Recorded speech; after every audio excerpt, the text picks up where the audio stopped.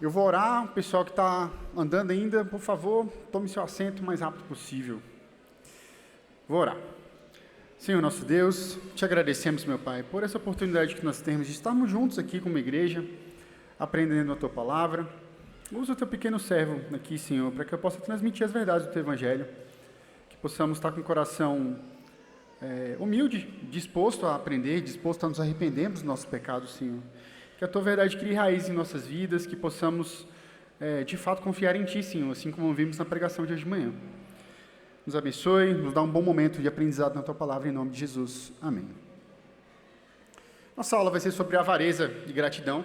E a primeira pergunta que eu faço para vocês é: quem é que está no trono do seu coração? Quem é o Deus do seu coração? Quem você adora? Pensa um pouquinho, 5 segundos. Você adora a Deus de verdade?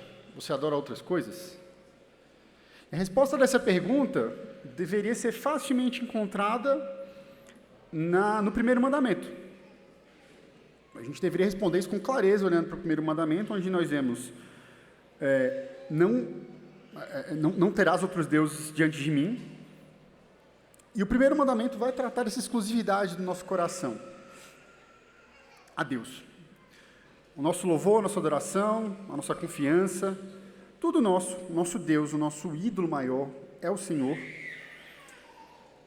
E esse mandamento está com o primeiro mandamento porque ele estipula um parâmetro e o alicerce para nos quais os outros mandamentos vão estar afirmados. Se a gente não tiver Deus como nosso Senhor, se a gente não adorar somente o nosso Deus, os outros mandamentos eles vão ficar perdidos no meio do caminho. Vocês lembram qual é o 10º mandamento? Alguém? Não cobiçarás. Êxodo 20, 17. E o 10º mandamento fecha essa ideia introduzida no primeiro mandamento. Se nós temos o nosso Deus como nosso único Deus, se Deus é o nosso único Deus, então a gente não deve cobiçar, a gente não deve desejar. Nós não devemos colocar algo criado no lugar daquele que nos criou, no nosso coração. Na nossa mente, no nosso dia a dia. Se nós colocamos qualquer outra coisa que não seja o Senhor no topo de nossas vidas, no topo do nosso coração, no trono do nosso coração, nós estamos criando um ídolo, nós estamos cobiçando, estamos desejando aquilo que não precisamos desejar. Nós devemos estar satisfeitos em Deus. E no nosso coração não pode ter nada que vá criar competição com Ele. Como nós vimos agora na pregação de hoje de manhã, a pregação de domingo passado do presbítero Jefferson, o nosso coração deve ser único e exclusivamente do nosso Senhor Deus. E fechando os 10 mandamentos, nós não devemos cobiçar nada, absolutamente nada. E o livro de Tiago, capítulo 1, versículo 14 e versículo 15, ele vai mostrar qual que é o modus operandi dessa cobiça. Mas cada um é tentado pela sua própria cobiça. Quando esta o atrai e seduz. Então a cobiça, havendo concebido, dá à luz o pecado, e o pecado, sendo consumado, gera a morte. E em um discipulado masculino no ano passado, talvez alguns aqui vão se lembrar, que estiverem no nosso discipulado, a gente estava comentando que a cobiça é a avó da morte. Vocês entendem por quê? A cobiça, ela vai sorrateiramente seduzir o nosso coração. Como se fosse um homem caindo lentamente na cilada de uma mulher adulta. O canto da sereia vai cantando no ouvido desse homem e ele vai sendo tragado, arrastado para o buraco. Ela seduz o homem e nessa sedução é gerado pecado. Então temos o primeiro filho aqui na história. A cobiça dá luz ao pecado, seduz e gera o pecado. E esse pecado, quando ele é concebido, ele gera a morte. Então a cobiça é o primeiro passo de um homem, de uma mulher, daquela pessoa que está rumo à morte, onde o pecado está se apoderando dessa vida. A cobiça é o primeiro passo disso. Pode parecer bobeira, pode parecer inofensivo, especialmente nos nossos tempos, onde cobiçar não é uma coisa inaceitável para a sociedade, mas a cobiça é sim o primeiro passo que leva à morte. Logo depois, 2 gerações depois dessa interação entre o homem e a cobiça, a morte vai ser gerada. E o que acontece quando nós não estamos contentados em Cristo, na nossa vida financeira, ou no que a nossa vida financeira pode nos proporcionar? O dinheiro vira o ídolo do nosso coração. A gente passa a cobiçar o dinheiro, ou aquilo que o dinheiro pode nos oferecer, pode nos comprar. Às vezes pode ser simplesmente o ídolo que vai alimentar um outro ídolo. Eu quero ter dinheiro porque eu quero ter mais conforto. Eu quero ter dinheiro porque eu quero servir. Eu sirvo só quando eu tiver dinheiro. Eu cuido espiritualmente da minha casa só quando eu tiver dinheiro. Não, ele vira um ídolo no meu coração. E ele sorrateiramente, através da cobiça, ele vai criando lugar no meu coração, ele vai me deixando mais atraído cada vez mais por essa falsa promessa de uma redenção no dinheiro, no que ele pode comprar. Quando a gente chega nesse estágio, a gente está dizendo que Deus é mentiroso. Que Ele não é o nosso contentamento. Ele não serve, Ele não é suficiente para a gente. A satisfação em Cristo não é suficiente. Eu preciso de dinheiro, eu preciso de alguma coisa a mais que o dinheiro me compre, para aí sim eu estar satisfeito. Então digo que Deus é mentiroso se eu chego nesse estado.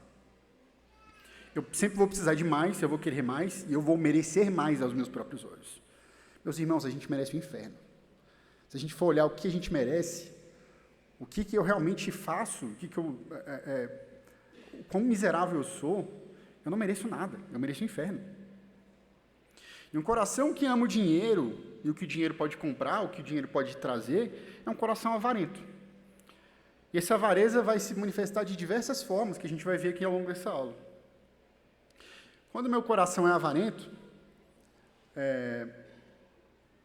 eu basicamente vou dever 3 coisas ao dinheiro. E isso vai funcionar com todo ídolo que eu colocar no meu coração. Eu vou passar a amar esse ídolo, e diante desse amor, eu passo a dever obediência a esse ídolo, e eu passo a confiar nesse ídolo. Nosso Deus passa a não ser a nossa única base de confiança, Ele passa a não ser a nossa única base para obediência. Eu esqueço a lei de Deus e começo a obedecer o meu ídolo, nesse caso aqui o dinheiro. Eu vou para onde o dinheiro manda que eu tenho que ir, eu vou para onde o meu coração se sente mais seguro, porque eu confio no dinheiro. Onde o dinheiro aparentemente me dá confiança, é lá onde eu estou. Por mais que isso me custe abandonar a lei de Deus, por mais que eu deixe de ver no próprio Senhor a minha redenção e passe a ver no dinheiro, uma redenção futura. E é a própria palavra de Deus que chama a avareza de idolatria. É uma associação que a gente está fazendo aqui agora, apesar de uma associação muito lógica de ser feita, mas é a palavra de Deus que diz que a avareza é idolatria. A gente vê isso em Colossenses 3, versículos 5 e 6, onde Paulo está falando: fazei, pois, morrer a vossa natureza terrena, a prostituição, a impureza, a paixão lasciva, o desejo maligno e a avareza, que é a idolatria. Vejam, meus irmãos, que a idolatria está em pé de igualdade com tudo isso aqui. Por estas coisas é que vem a ira de Deus sobre os filhos da desobediência. Então, essas coisas fazem parte de uma natureza pecaminosa que ainda a gente carrega, a gente pode ter dificuldade com essas coisas. Nós não podemos ser escravos dessas coisas. E essa natureza precisa ser mortificada a cada dia. Porque se a gente não mortifica, nós estamos debaixo da ira do Senhor, como o versículo 6 nos diz. Meus irmãos, não queiramos estar debaixo da ira do Senhor. Não é bom que a gente esteja debaixo da ira do Senhor. O George MacDonald, um ministro escocês do século XIX, ele cunhou essa frase muito interessante, para mostrar para a gente que a avareza não é uma coisa que atinge somente os ricos, mas atinge o pobre.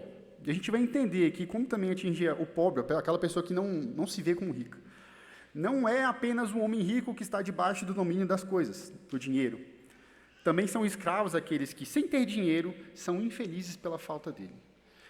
Você conhece aquela pessoa que é pobre, mas o assunto dela, tudo que ela vai pensar, fazer, gira em torno do dinheiro? Seja que ela merecia ganhar mais, seja que ela não tem a vida que ela gostaria de ter, ela mensura tudo pelo preço das coisas. Eu consegui um bom desconto ali, um excelente desconto. Sempre se sentindo injustiçado por preços mais altos e se sentindo vangloriado quando consegue algum desconto, quando consegue uma coisa mais barata, quando tira benefícios das suas próprias transações financeiras. Vocês conhecem alguém assim? Tem bastante gente assim. Às vezes a pessoa não tem muito dinheiro, não tem muito recurso, mas a vida dela é pautada pelo dinheiro, pelas posses dela. E às vezes a mesquinhez vai botar luz a um coração avarento. E esse pobre, às vezes, ele vai fazer do seu enriquecimento uma eterna promessa, um eterno achar que um dia eu vou enriquecer. Esse pobre vai fazer desse seu enriquecimento a sua grande redenção, não Cristo, e não nosso Senhor. Em 1 Timóteo, capítulo 6, nos versículos 3 a 10, eu vou ler aqui para vocês, mas nós vamos ver que Paulo alerta a Timóteo sobre os perigos de amar o dinheiro. E é uma coisa muito perigosa. A gente é bastante alertado sobre o dinheiro, às vezes mais até do que o próprio sexo na Bíblia. Vou ler os versículos, esse trecho, e a gente vai se debruçar um pouquinho sobre esse texto para a gente entender o quão perigoso isso é. Se alguém ensina outra doutrina e não concorda com as sãs palavras de nosso Senhor Jesus Cristo e com o ensino segundo a piedade, é infatuado. Uma pessoa nécia, uma pessoa boba, uma pessoa que está perdida com a cabeça dela. Nada entende, mas tem mania por questões e contendas de palavras. De que nasce inveja, provocação, difamações, suspeitas malignas, altercações sem fim por homens cuja mente é pervertida e privados da verdade, supondo que a piedade é fonte de lucro. De fato, grande fonte de lucro é a piedade com contentamento. Vamos nos lembrar disso. Porque nada temos trazido para o mundo, nem coisa alguma podemos levar dele. Tendo sustento e com o que nos vestir, estejamos contentes. Ora, os que querem ficar ricos caem em tentação, em cilada, e em muitas concupiscências insensatas e perniciosas, as quais afogam os homens na ruína e na perdição. Porque o amor do dinheiro é a raiz de todos os males. E alguns nessa cobiça se desviaram da fé e a si mesmos se atormentaram com muitas dores. Chamando a atenção para o versículo 6 aqui. Grande fonte de lucro é a piedade com contentamento. Alguém consegue lucro aqui com piedade? Por que Paulo está falando isso aqui? Será que esse lucro é outro lucro? Não é o lucro terreno? Não é o lucro das nossas posses? Esse é o lucro que, de fato, uma pessoa piedosa, aquele que foi realmente alcançado por Cristo, é o lucro que essa pessoa tem. E é uma herança de valor inestimável, porque essa herança é Cristo. De fato, se vivemos uma vida piedosa, o nosso lucro é gigantesco. A gente vai lucrando a cada dia mais, como o pastor Mateus falou aqui na pregação. Ele não é corretor, ele não mexe com financiamento, nem investimentos, mas é o melhor investimento que nós podemos fazer. Tendo uma vida piedosa, alinhada com a palavra de Deus, nós temos bastante lucro porque nós estaremos investindo na eternidade. E isso fica bem claro nesse versículo. A pessoa que teme a Deus, ela vai estar contente com o que Deus concedeu a ela, independentemente da circunstância. E essa riqueza que essa pessoa possui, ela sobrepõe qualquer dificuldade que ela possa passar aqui na vida. No versículo 8, tendo sustento e com o que nos vestir, estejamos contentes. Meu irmão, pare para pensar rapidamente nessa frase. Você consegue dizer ela com o coração tranquilo, independentemente da circunstância, tendo com o que se vestir, você consegue estar contente? Nosso coração consegue ficar tranquilo dessa forma no Senhor? A gente está contente hoje com o que Cristo nos dá? Ou o nosso contentamento vai depender das circunstâncias que nós passamos pela vida? E essas circunstâncias vão ser as mais diversas. Às vezes períodos mais com mais tribulação, às vezes períodos com menos tribulação. Mas a gente não pode deixar o nosso contentamento ser definido pelas circunstâncias de nossas vidas. E o mesmo Paulo que está falando isso aqui, ele fala em Filipenses capítulo 4, dos versículos 11 a 13, que ele aprendeu a estar contente em Cristo em qualquer situação. Então isso é possível. Um coração que é de fato entregue a Cristo, ele consegue ficar contente independentemente da situação financeira, independentemente do que esteja acontecendo. Seja dificuldade de ordem material, dificuldade de ordem emocional, nós conseguimos estar contentes em Cristo. No versículo 9, nós vemos que essas pessoas que colocam o seu contentamento no dinheiro, buscam riquezas dessa forma, elas começam a ter desejos insensatos, que são as concupiscências insensatas. E elas começam a inverter a ordem das coisas nos seus corações, de forma nociva para elas e para as pessoas que estão ao redor delas. E elas caem em ruína. É o destino certo dessa pessoa, ela vai cair em ruína. E no versículo 10, nós vamos ver com bastante clareza aqui que o problema não é o dinheiro. O problema é o amor ao dinheiro, é como a gente lida com o dinheiro. Como eu falei, nós somos alertados na palavra do Senhor de uma maneira muito mais enfática e muito mais constante sobre o dinheiro do que sobre o sexo. Isso é porque, se você parar para pensar, uma pessoa que vai cometer adultério, ela não descobre no meio do ato adúltero que, eita, estou adulterando. Não, ela sabe que aquilo é um adultério. Ela sabe que ela foi conduzida até ali, ela sabe o caminho que ela está. Ela não simplesmente caiu em si enquanto estava tendo adultério para descobrir que aquilo era adultério. Ela sabe, vai lidar com as consequências disso. Mas o avarento, ele está cego. Geralmente, ele está ceguinho. É muito difícil a gente ver um avarento confessando que ele é um avarento sem alguma confrontação, sem alguma circunstância específica da vida dele. Como a cobiça vai seduzindo a pessoa, ele vai lentamente indo caminho para a morte, indo para o caminho da morte, o avarento ele não vai perceber enquanto ele não estiver com o pé na cova. E é por isso que em Mateus capítulo 19, versículo 24, quando Jesus está falando com o jovem rico, ele falou que é muito difícil um rico entrar no reino dos céus. Essa pessoa, às vezes, está no caminho da perdição e ela não está percebendo que ela está nesse caminho. E essa cegueira, que é causada pelo amor ao dinheiro, ela pode causar algumas coisas com a gente. Ela pode fazer com que a gente deixe de lado a nossa fidelidade a Cristo. Se isso tiver um custo financeiro ou uma perda de possíveis lucros terrenos que eu vou ter, se eu me dedicar à minha vida espiritual, à vida na igreja, ou se isso custa de mim algum conforto que eu possa ter. O amor ao dinheiro pode fazer eu sacrificar a minha família, pode deixar de lado o ensino da minha esposa, dos meus filhos, porque eu estou me lançando ao trabalho e eu não tenho tempo para me dedicar ao verdadeiro trabalho que um homem é chamado em seu lar. Eu posso sacrificar o descanso quando eu estou idolatrando dinheiro. Eu chego no domingo tão exausto, mas tão exausto, porque a semana foi tão pesada, eu tive que trabalhar tanto, que eu não consigo descansar no Senhor, no dia do Senhor.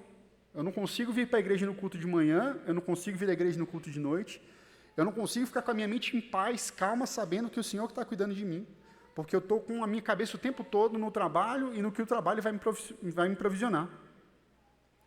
Eu sacrifico a minha piedade, porque eu não vou conseguir cuidar dos meus irmãos, eu estou o tempo todo preocupado com o meu dinheiro, com aquilo que eu vou ganhar.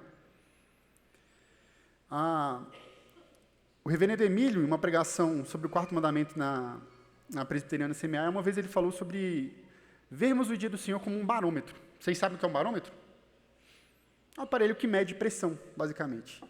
Se a gente chega no dia do Senhor, acorda no domingo de manhã, e você está destruído, quebrado, você está sem força nenhuma para vir para a igreja, provavelmente você está colocando as coisas erradas no lugar errado durante a semana. A gente está desequilibrado com a nossa rotina.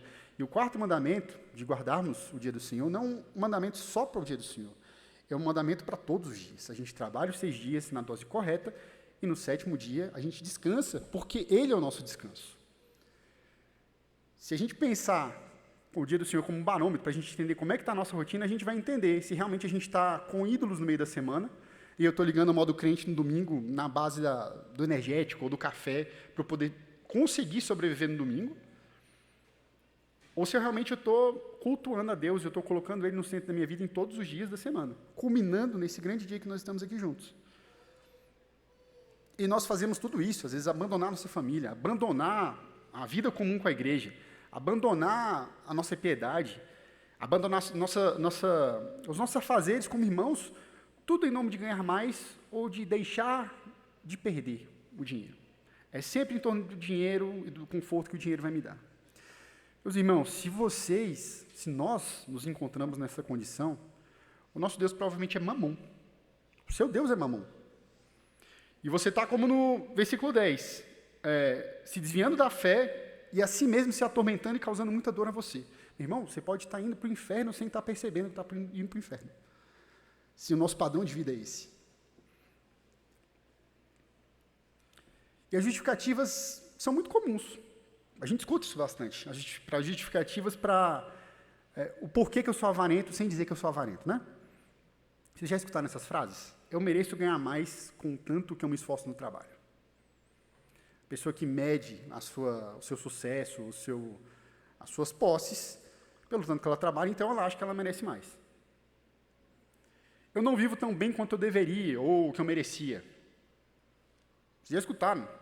Isso provavelmente até passou no nosso coração. E a gente precisa se policiar, o Senhor Jesus nos alerta, Paulo nos alerta para a gente tomar cuidado, porque essas coisas podem passar no nosso coração. Nós podemos ser seduzidos por esse tipo de cobiça. Essa aqui eu achei clássica. A gente escuta bastante essa terceira. A rotina está muito complicada. Mas quando eu conseguir pagar, ou conquistar, ou ter alguma coisa, ou uma promoção no meu trabalho, ou um concurso que eu estou estudando, ou alguma outra coisa qualquer, aí eu volto a dar mais atenção para a minha vida espiritual. Eu só quero dar o melhor para a minha família. Vocês já escutaram isso, não já? Às vezes alguns de nós até já falamos isso. Ou então essa última. Quando eu tiver alguma coisa, às vezes quando eu tiver uma casa maior, aí sim eu posso ser hospitaleiro. Quando eu tiver mais dinheiro, aí eu posso começar a servir. Por enquanto eu não estou servindo porque eu não tenho dinheiro, eu não tenho recurso, eu não tenho o que eu preciso para servir. Meu irmão, isso é uma mentira. Se essas coisas são prioridade agora, se o estudo para concurso, uma promoção no salário, o me lançar ao trabalho, está sendo prioridade agora, em detrimento da obediência à lei do Senhor, essas coisas não vão, por si só, trocar de lugar. Elas vão ser prioridade agora e elas vão ser prioridade depois. Assim que a gente conseguir o que a gente está querendo, essas coisas vão continuar sendo prioridade.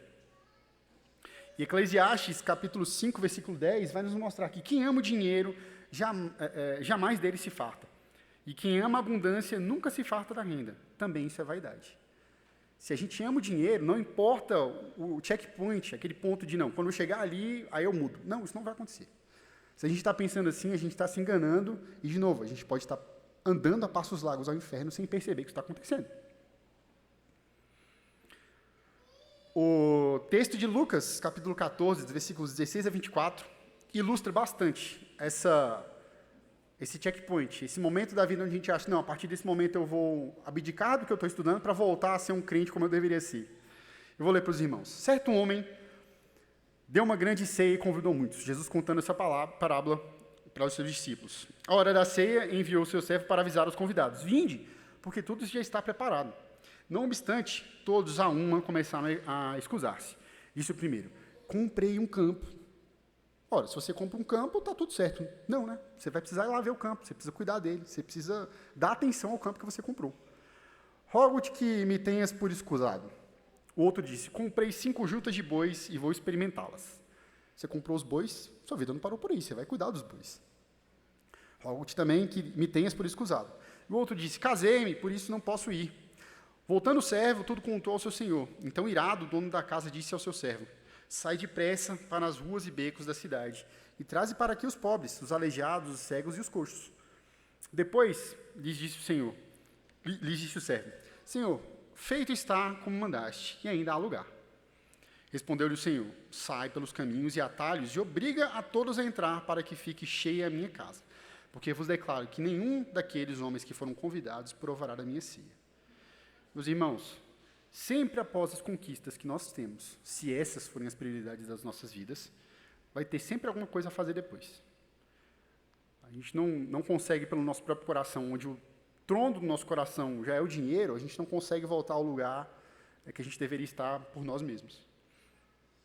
Um avarento vai achar que abdicar temporariamente das coisas da eternidade para conquistar os sonhos dele é algo aceitável, é algo temporariamente justo. Mas não é, essa pessoa está cega, ela está caminhando rumo ao inferno.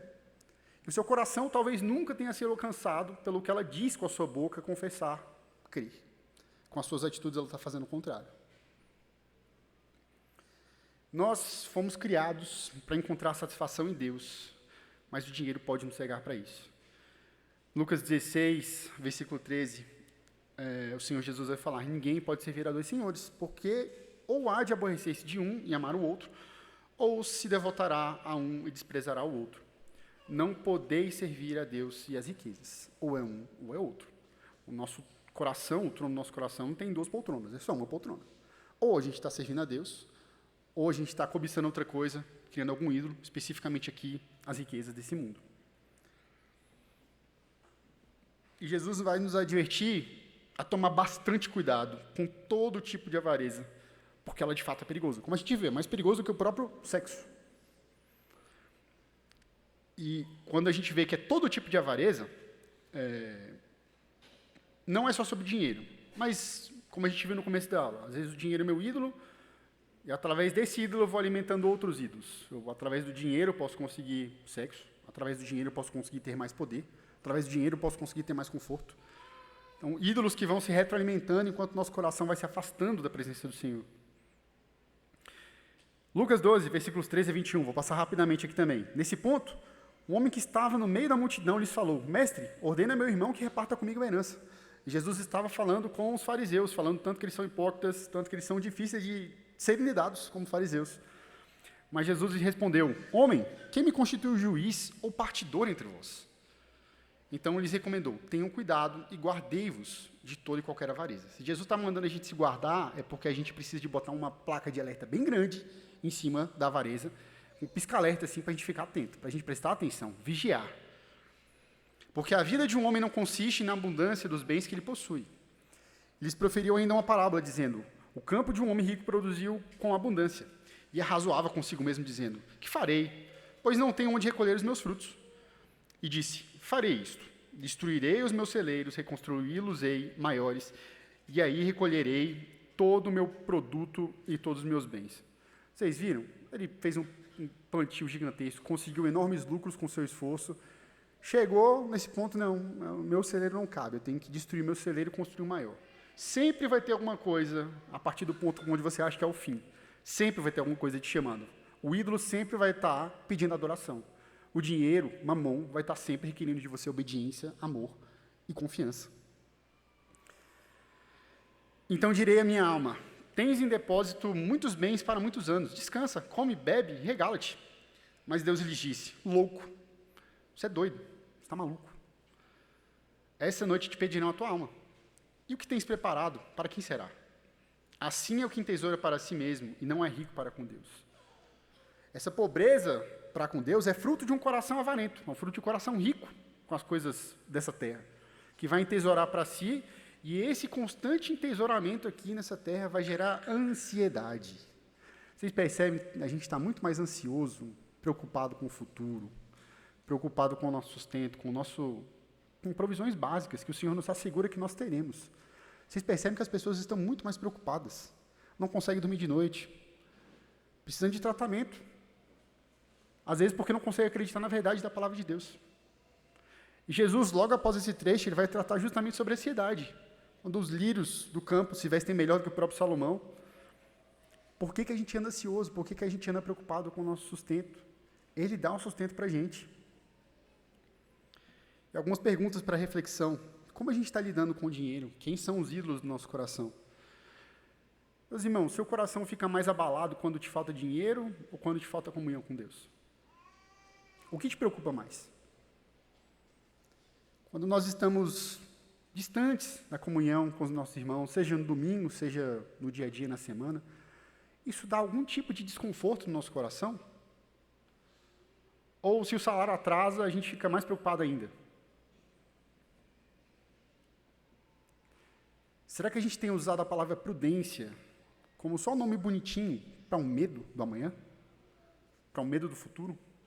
Para o medo de que a minha provisão talvez não apareça? Será que o nosso orçamento mostra que Cristo é o nosso Senhor? Ou mostra que o conforto é o meu Senhor? Será que eu estou me endividando? Será que eu estou gastando dinheiro com o que não precisa? Querendo criar uma casca, um estereótipo de que eu sou bom, eu sou melhor, eu mereço mais. E enquanto isso, o nome do Senhor não é glorificado com o meu orçamento? Será que a gente consegue obedecer a Deus, mesmo que isso diminua o nosso padrão de vida? Será que o nosso coração consegue amar a Deus dessa forma? Será que nós vemos os nossos bens materiais como ferramentas do reino de Deus ou como garantias, uma herança para essa vida, para os nossos filhos? Como é que é a nossa relação com o dinheiro? São perguntas pesadas. Eu pensei bastante nisso aqui e realmente o nosso coração está constantemente seduzido a gente inverter o que deveria ser a nossa ordem de prioridade na nossa vida. A gente passa a confiar muito mais no dinheiro, nas riquezas desse mundo do que no próprio Senhor Jesus. E nós dizemos que Cristo é mentiroso, que Deus é mentiroso. Olha o Salmo 127, versículos 1 e 2. Se o Senhor não edificar a casa, em vão trabalham os que a edificam. Se o Senhor não guardar a cidade, em vão vigia a sentinela. Inútil vos será levantar de madrugada, repousar tarde. Aquela semana trabalhosa, que você está acordando cedo, dormindo tarde, não dormindo, virando noites atrás de noites, em função da busca de recursos, achando que se você não fizer isso, a sua família vai perecer. Meu irmão, é inútil fazer isso. Levantar de madrugada cedo, dormir tarde, comer o pão que você está lá, penosamente granjeando, dando duro para aquele pão. Aos seus amados, ele o dá enquanto dorme. Você acha que você está sendo suprido pelo seu trabalho, pelo seu duro que você dá no trabalho? Não. O Senhor está te dando enquanto você está dormindo, enquanto você está descansando, enquanto você não está fazendo nada, completamente vulnerável, completamente inocente. Você pode morrer sem nem perceber quando você está dormindo. É nesse momento que o Senhor está provendo o nosso sustento. Por que o nosso coração está tão ansioso? Por que o nosso coração está tão abalado? Por que o nosso coração está tão dependente do dinheiro? Por que a gente muitas vezes olha para esses textos e diz que isso é mentira? A gente confia no nosso próprio braço, ao invés de confiar na palavra de Deus. Salmo 131, versículos 1 a 3, o presbítero Jefferson pregou sobre isso no domingo passado, pela manhã. Senhor, não é soberbo meu coração, nem altivo meu olhar, não anda à procura de grandes coisas, nem de coisas maravilhosas demais para mim. Pelo contrário, fiz calar e sossegar a minha alma, como uma criança desmamada que se aquieta nos braços da sua mãe, como essa criança é a minha alma para comigo. Espero, Israel, no Senhor, desde agora e para sempre. Vocês já viram uma criança quando termina de mamar? Ela está chorando, esperneando, com raiva. Eu vejo isso bastante com o Levi lá em casa, onde é só a Ellen que consegue resolver os problemas de madrugada agora. Eu posso chegar lá, eu vou causar mais problemas para ele se eu for tentar acudir ele de madrugada. Mas quando a Ellen chega lá e dá o leite que ele está precisando, que é o sustento que ele precisa, ele apaga que assim, o mundo pode cair uma bomba do lado de casa, ele está tranquilo, ele está dormindo, sossegado, porque o sustento dele está lá. Ele foi sustentado, é aquilo que ele precisa.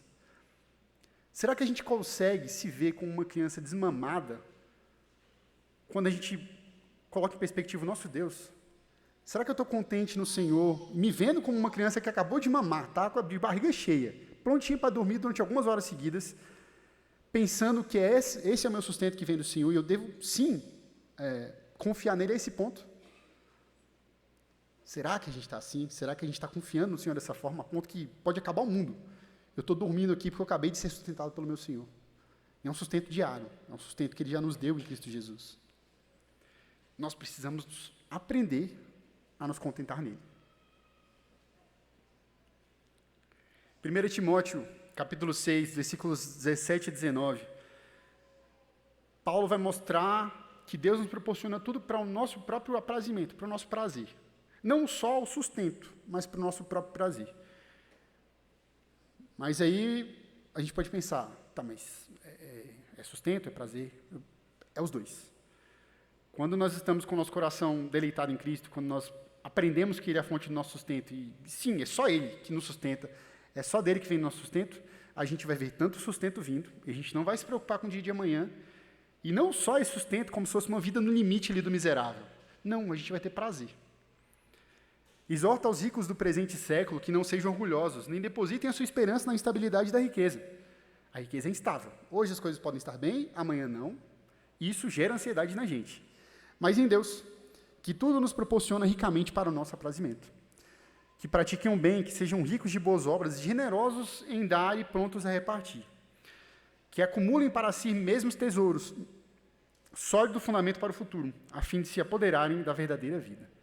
Uma vez que nós temos nosso contentamento em Cristo, uma vez que nós entendemos que o Senhor é o nosso sustento, a nossa identidade é Cristo, e não as minhas posses ou aquilo que o dinheiro nos dá, nós conseguimos transbordar dessa paz, desse contentamento, dessa alegria, e a gente passa a ser generoso.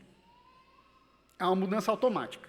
Se nós entendemos a generosidade de Cristo para com as nossas vidas, que Ele não se poupou, Ele sendo rico se fez pobre, para que nós fôssemos ricos, tivéssemos lucros todos os dias com a nossa piedade, eu consigo ser generoso para com meu irmão, eu consigo esquecer do meu dinheiro, do meu salário, E mesmo em meio a dificuldades, eu consigo ser generoso, cuidar das pessoas ao meu redor.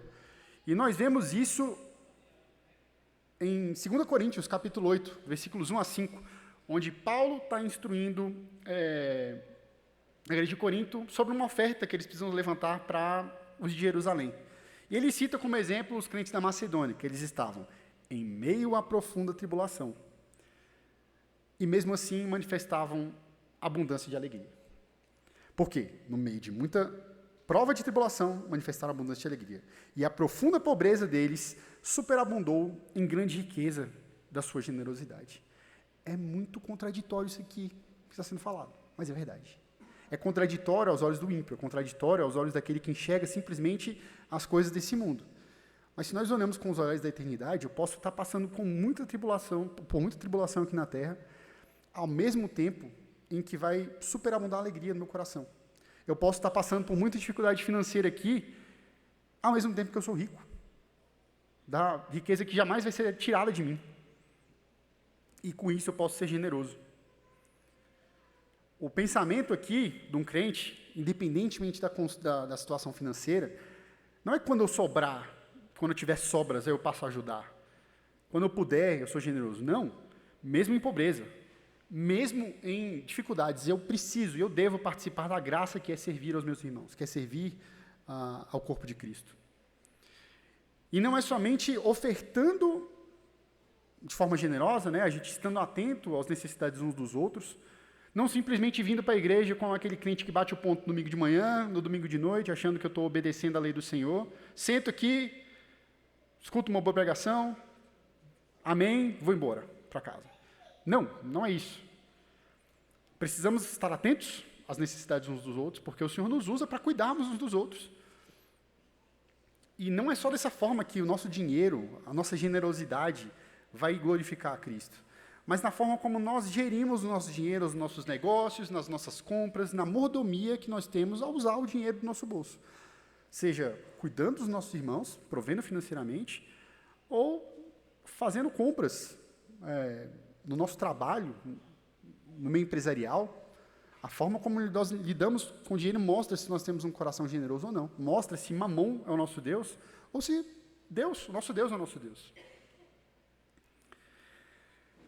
Nós não vamos vencer a avareza apenas ouvindo repetidas vezes. Temos que parar de amar o dinheiro. Pare de amar o dinheiro, meu irmão. Você está amando o dinheiro. Você precisa parar de amar o dinheiro. Não, isso não vai acontecer. A gente vai vencer a avareza, a guerra contra esse pecado, que ele vai nos assediar. A gente vive num mundo muito avarento. A gente vai vencer a avareza quando nós entendermos que temos uma riqueza maior. Quando a gente conseguir enxergar a glória de Cristo para longe dessas coisas. Em 2 Coríntios, capítulo 8, versículo 9, pois conheceis a graça do nosso Senhor Jesus Cristo, que, sendo rico, se fez pobre por amor de vós, para que, pela sua pobreza, vos tornasseis ricos. Meus irmãos, nós somos ricos, por causa de Cristo. E é um lucro que a gente vai tendo dia após dia, no investimento com 1000% de rendimento diário. A gente só tende a amadurecer cada vez mais, a gente só tende a crescer cada vez mais. E a gente não precisa de correr, nos gastarmos, exaurirmos as nossas forças nas riquezas daqui dessa terra, porque elas vão ficar aqui. A gente vai morrer daqui a pouco. E aí? Onde a gente está entesourando? Onde a gente está investindo? É na eternidade ou é aqui? Que a nossa riqueza, essa riqueza que é conquistada por Cristo, ela transborde em nossas vidas em generosidade. Como eu falei, que a gente esteja atento à vida dos irmãos, que participemos dessa vida comum da igreja, cuidando uns dos outros, provendo uns aos outros, porque o Senhor nos usa como instrumentos para que jamais falte o pão, jamais falte o sustento na vida dos nossos irmãos, e com isso a gente também tem alegria, a gente tem contentamento. Precisamos entender e olhar para Cristo, vendo que Ele derramou a sua riqueza por nós, e essa é a solução para orientar como é que a gente lida com o nosso dinheiro, como é que a gente lida com as riquezas desse mundo. E a graça do Senhor Jesus vai transformar as pessoas, os seus filhos, os seus servos, em pessoas generosas. Ela vai fazer isso, ela faz isso. E um dos textos no texto da pregação de hoje, Salmo 37, versículos 3 a 5, que encaixou muito bem na EBD a pregação. Confia no Senhor e faz o bem, habita na terra e alimenta-te da verdade. Agrada-te do Senhor, tenha prazer nele, e ele satisfará o desejo do teu coração. Não é quando você satisfazer os desejos do seu coração que você passa a agradar ao Senhor. Não, você se agrada no Senhor. Você vê nele o seu contentamento. Você vê nele a sua riqueza, que é Cristo. E aí, todos os outros desejos do seu coração vão ser pequenas besteirinhas que ele vai acrescentar. Você não vai precisar de se preocupar, você não vai precisar de ficar ansioso, porque Cristo é o seu Senhor. O tempo que você está aqui na vida, nesse mundo, é tão pequeno diante da eternidade que nós vamos passar com Cristo. A gente não precisa se preocupar. A gente tem dificuldades, mas se o nosso coração está voltado para Cristo, a gente não precisa dessa ansiedade. Entrega o teu caminho ao Senhor, confia nele, e o mais ele fará. Às vezes a gente tem dificuldade de entregar o nosso caminho ao Senhor porque a gente está confiando no dinheiro, ou nas coisas desse mundo. E a gente deixa de confiar no Senhor, a gente diz que ele é mentiroso, vez após vez. Nós dizemos que cremos nele, mas com o nosso coração, na hora do vamos ver, na hora de tomar alguma atitude, a gente fala, não, Deus é mentiroso, eu não confio nele. Eu confio no que eu consigo tatear aqui, no que eu consigo tocar. Não, meus irmãos, a palavra do Senhor é verdadeira. Vamos entregar o nosso caminho a Ele, vamos confiar nele, porque o mais Ele fará. E logo mais, a gente não vai se preocupar com as coisas dessa vida, porque nós não estaremos mais aqui. Estaremos cultuando a Ele, reinando com Ele eternamente. Isso é muito grande diante do dinheiro, dessa moeda de troca, que é sim um instrumento que Deus usa nas nossas vidas, nessa terra. É um instrumento de amor. É uma expressão do amor de Cristo quando nós usamos o dinheiro de maneira correta. Mas isso é muito pequeno diante do nosso reinado com Cristo. Logo mais, daqui a pouquinho. Alguma pergunta? Alguma dúvida? Comentário?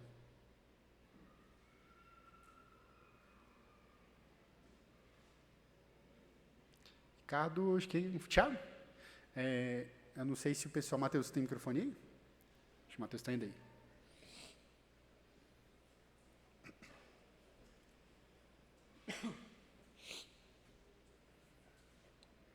Acho que como está silêncio, se você quiser tentar falar também, não sei.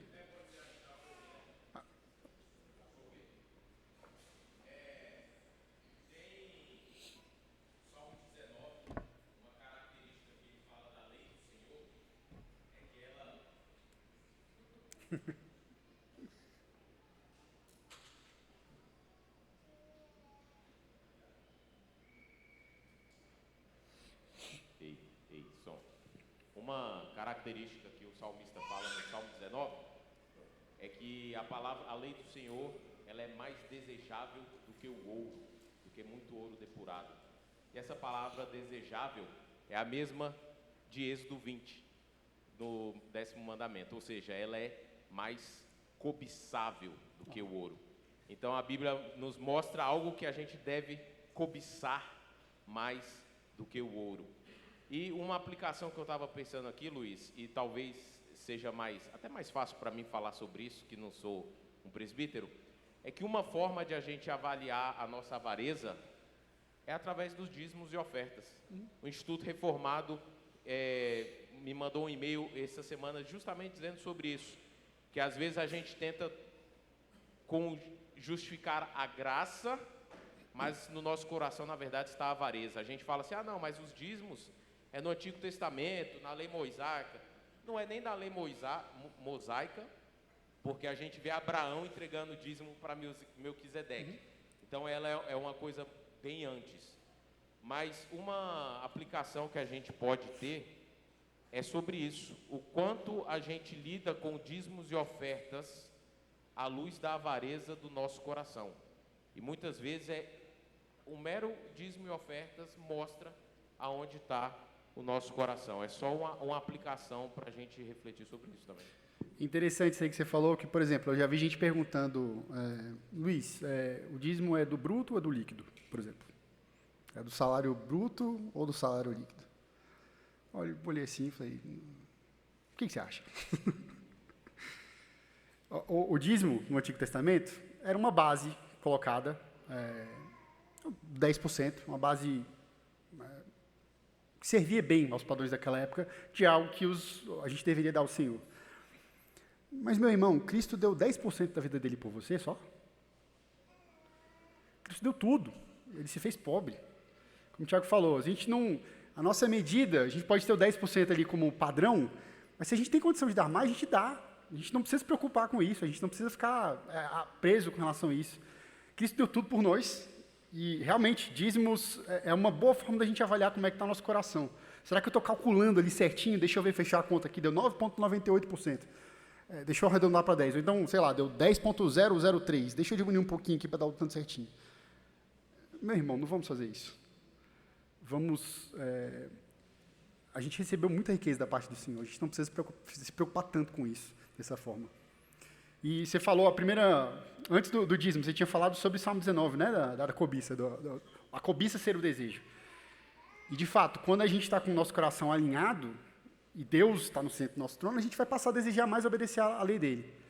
Quando a gente obedece à lei dele, mais do que a gente obedece o dinheiro, ou qualquer outro ídolo, realmente, o Salmo 19 se torna verdade na nossa vida. A gente passa a desejar muito mais obedecer, a gente passa a desejar muito mais estar à luz da palavra dele do que de qualquer outra coisa desse mundo. O resto não importa.